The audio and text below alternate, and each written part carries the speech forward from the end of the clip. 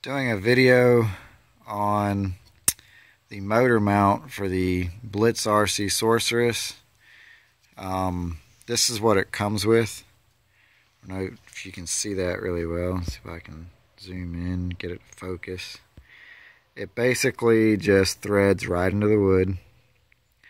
And the problem I had was whenever I tightened this panhead screw down over here, it wouldn't get tight enough. So I went to Fastenal and got these screws here. This is the bag that they came in. I don't know if you'll need that information or not when you go to get some. I've got one put together. I've grabbed a washer from Fastenal and nylon lock nuts. God, I wish this camera would focus. Alright, nylon lock nuts and some washers. I got a whole bag of all of them. Washers, nuts, screws.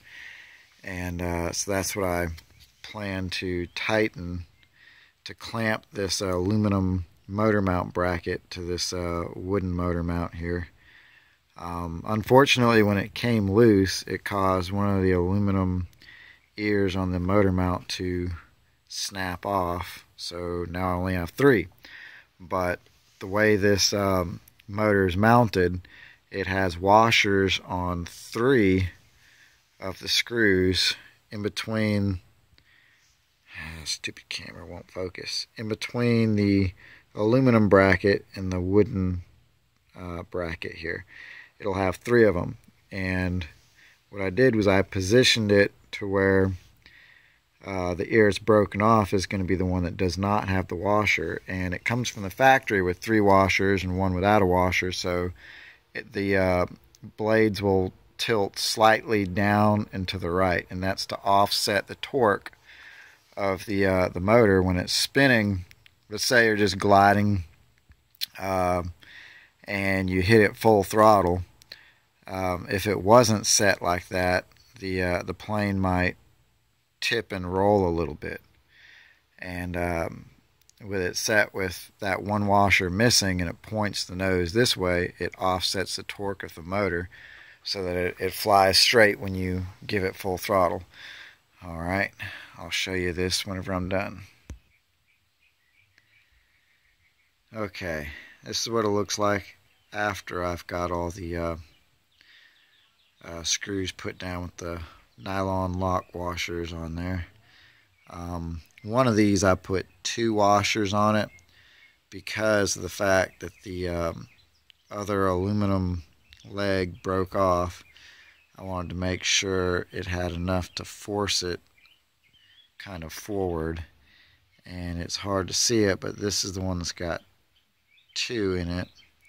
I may have tightened it down so much that one of the washers may have pushed into the wood there, but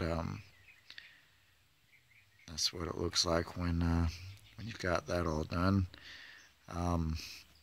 Unfortunately, I'm gonna have to take this all back apart again when my new aluminum bracket comes in. Alright, so let's put it on the plane. And oh, also another thing, this plane comes color coded wrong from the factory. The green leg is going to go to the red bullet connector from the speed controller, and the red one to the green one. Yellow, of course, will stay with yellow. Yeah, let's go ahead and put that on. Alright, now when you do these 4 long screws, you want to angle them like the top one, you want to angle it up as you're screwing it in, and these side ones you want to angle them to whatever side they're on. Like the left one, try to angle it to the left as you're putting it in. Otherwise you won't make the screws in the wooden body, or the wooden plate in the body back there. And here's to show you the proper wiring plug-in for the brushless motor. Again, it comes wired backwards from the factory. Alright, we've got the motor mounted up. Golly, this phone's having trouble focusing. Focus. Okay. Got it all mounted up. Didn't take maybe 5 minutes. And this 950 kV motor, the bearings will burn up on you if you're going full throttle and you tilt the nose down and that gravity takes hold of it. It'll do higher RPMs than it's meant for. But just as a precautionary, I've got some silicone spray. Silicone spray will be better than using WD-40 or 1-and-all because it will cling to it more like a grease. And when that engine kicks on and the blades are turning, you don't want that 1-and-all or WD-40 to get slung on the rest of the plane. So the silicone spray, in my opinion, is about the best thing to use.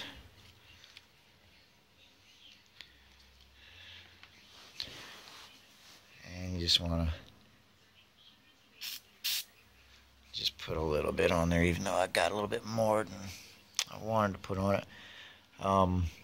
Anyway, yeah, if you're able to get one of the straws off of like a can of carburetor cleaner and stick it right in there, then you won't have to have the spinner taken apart like this to spray it.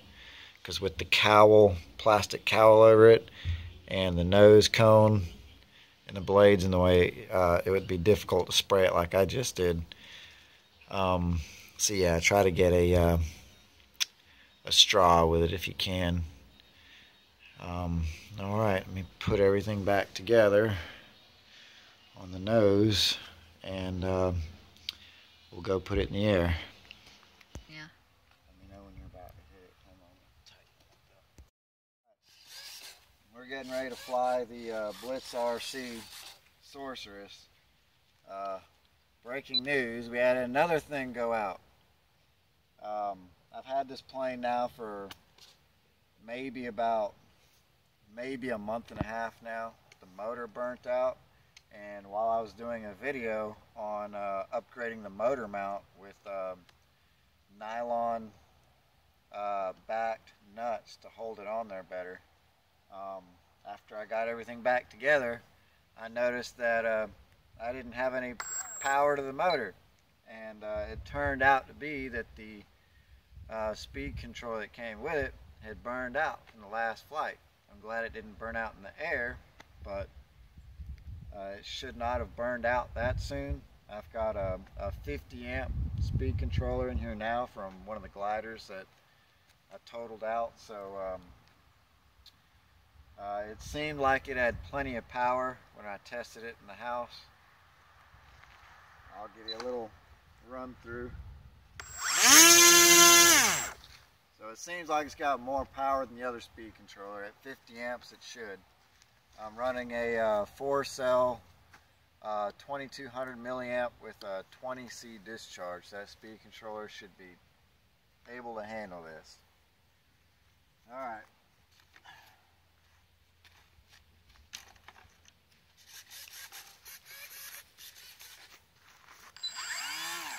Oh, and one more thing before I forget.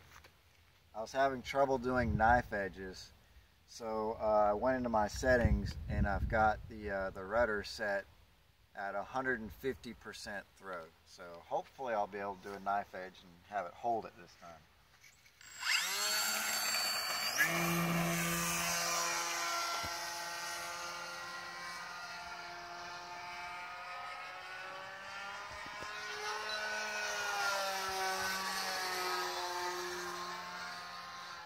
Oh yeah, it's got plenty of power.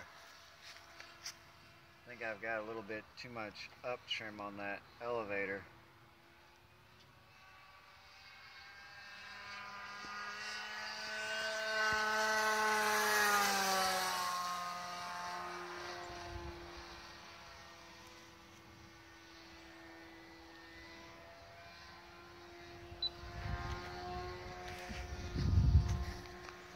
try, let me get it down some and I'll try a knife edge.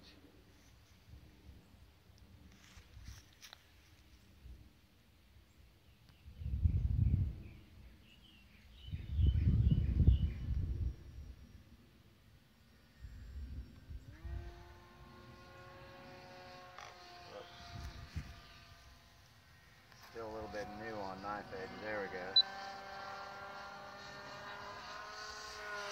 It held it all right, but it was dropping altitude a little bit. There, it's holding pretty good there.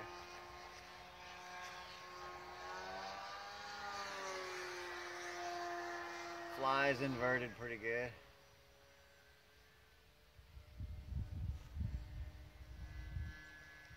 Got a lot of up trim on that elevator, so I'm having to push the nose down. Try another knife edge.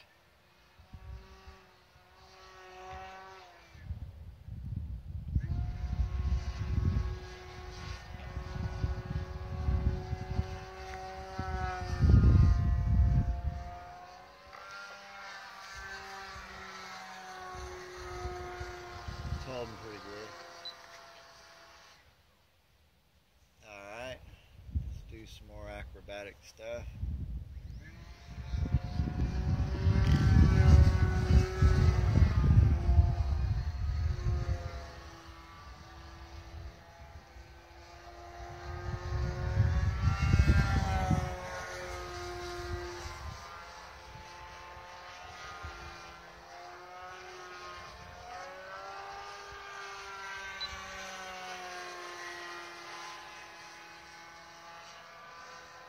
Gonna bring it in for a landing and do a vertical takeoff.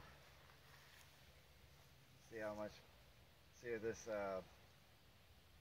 speed controller's got the power to do a vertical takeoff. It's 50 amps, so I'm pretty sure it does.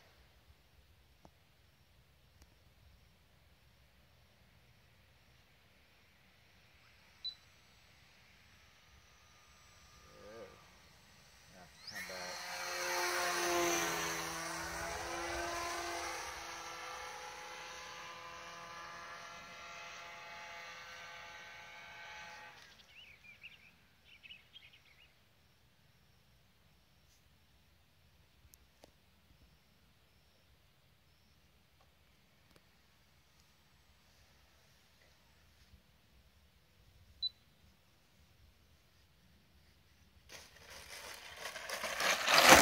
Oh my god.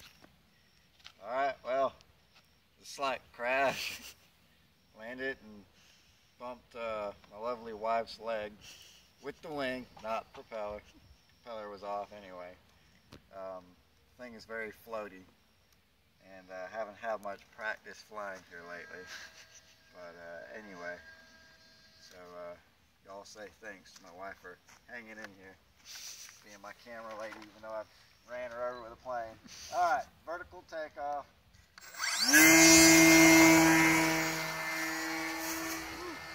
Battery must be getting a little bit weak.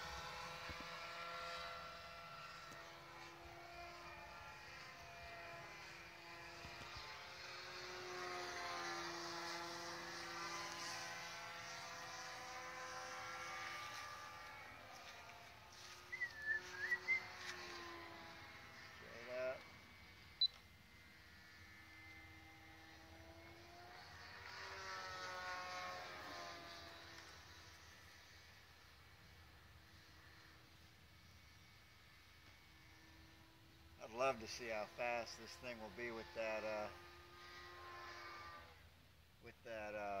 30C discharge battery I have.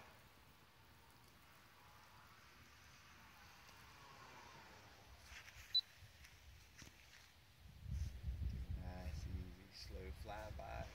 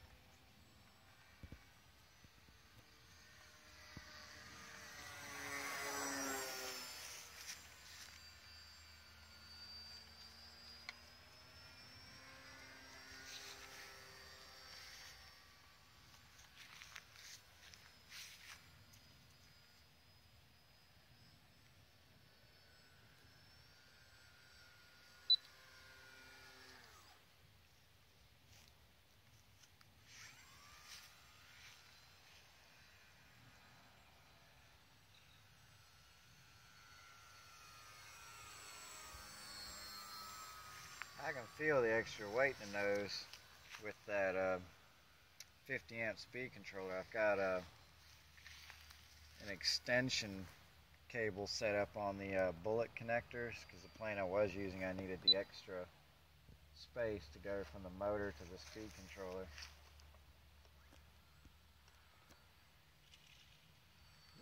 Touch and go. Unintentional touch and go. I think I cut some of the grass. There must be a crosswind over there at the end of the landing field.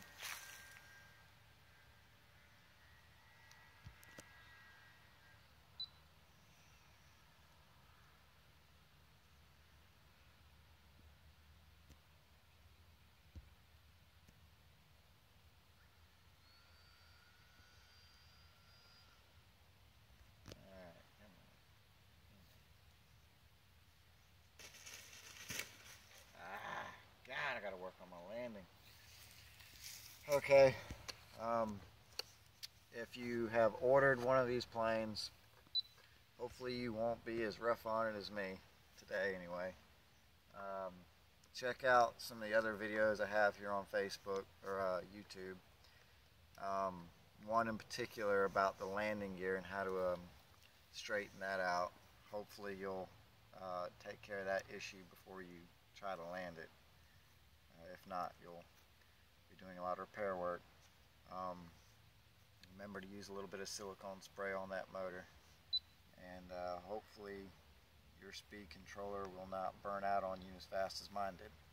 Thank you for watching.